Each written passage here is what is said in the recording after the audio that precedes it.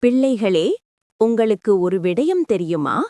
இன்றைக்கு நான் பாடசாலைக்கு வருவதற்கு மிக மகிழ்ச்சியுடன் ஆயத்தமாகினேன். உங்களைக் காணும் வரை எனக்கு பொறுமையாக இருக்க முடியதில்லை. எனவே நான் அதிகாலையிலேயே நித்திரை விட்டு எழும்பினேன். அப்போது தூரத்தில் ஒரு சேவல் கூவும் சத்தம் கேட்டது. சேவல் எப்படி கூவும்? காலையிலே புதிய காற்று அறையில் உள்ளே வருவதற்காக ஜன்னலை திறந்தேன்.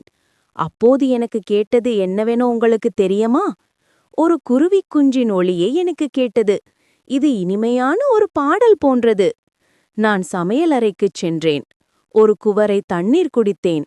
அப்போது தூரத்தில் பசுங்கன்றொன்று கத்தும் ஒலி கேட்டது. அதுவும் காலையிலேயே நித்திரை விட்டு எழும்பியுள்ளது.